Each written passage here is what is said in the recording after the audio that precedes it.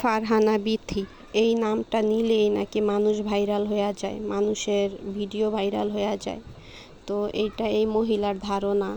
তো এই মহিলা এইটা জানে না যে সে যেসব কুকর্ম করে তার কথা বলতেও কিছু কিছু ভদ্র ফ্যামিলির মানুষ আছে যাদের রুচিতে বাজে।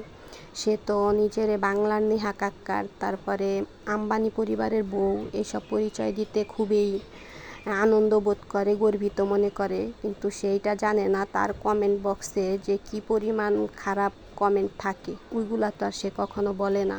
বাবার বাড়িতে মাটির ঘর দেখাইয়া সে মানুষের কাছ থেকে যে পরিমাণ সিম্পাতি নিছে, ওইটা বিক্রি কইরা সেই পর্যন্ত খাইতাছে। তার খপ্পরে পইরা এই যে একটা ছেলের জীবন গেল, এটার দায় কি এই মহিলা নিব?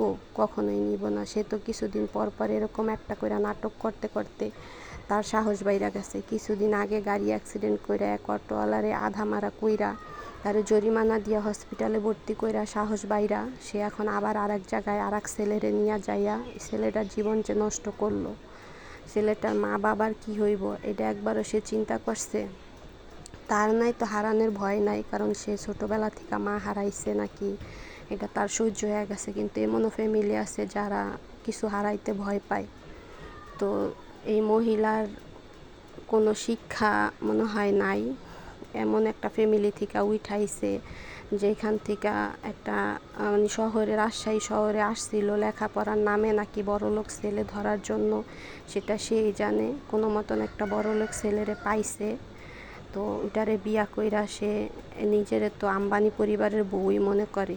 এত অহংকারী একটা মহিলা। আর এই মহিলা আবার বলে যে মানুষের ভালোবাসা পাইছে। এই মহিলা মনে হয় টাকার জন্য যদি গু থাকে তো ওই গুও সে প্রমোট কইরা দেয়। আজকে এইটার প্রমোট করতেছে, মানে ভিডিওর ভিতরে দেখবেন যে এক দ্বারা এইটা সেইটা প্রমোট করতেই থাকে। মানে যদি এতই ভালো হয় তাহলে একটা কোম্পানির সাথেই কাজ, বারবার উইডা ভালো, হিডা ভালো, হিডা ভালো, এগুলা বলার তো কিছু নাই। আর এই সব কইরা যে তার সাহসটা বাইরা গেছে, তো এটাও কিছু বলার নাই। অল্প পানির মাছ বেশি পানিতে গেলে যে কি পরিমাণ হয় এটা এই মহিলা থেকে দেখলেই বোঝা যায়। এক সময় তো ভাত খাইতে ভাত পায় নাই, এই করছে সেই করছে বাবার বাড়িতে, এখন মিডিয়া জগতে আইসা কয়টা টাকার মুখ দেখা মানে সে যে কি করব কোনো হুঁশ নাই। আনজারা থেকে একটা ড্রেস কিনে 100 বার ভিডিওতে বলতে থাকে যে এটা কিন্তু আনজারার ড্রেস, এটা কিন্তু আনজারার ড্রেস। এই মহিলা সম্পর্কে আর কিচ্ছু বলার নাই, এটার কথা বলতেও রুচিতে বাদে। কিন্তু মহিলা তো মনে করে যে তার কথা বইলা মানুষ ভাইরাল হয়ে যায়। তো এই মহিলার দৃষ্টান্তমূলক শাস্তি হোক, যাতে আর কোনো ফ্যামিলিতে এইসব মহিলা না করতে পারে।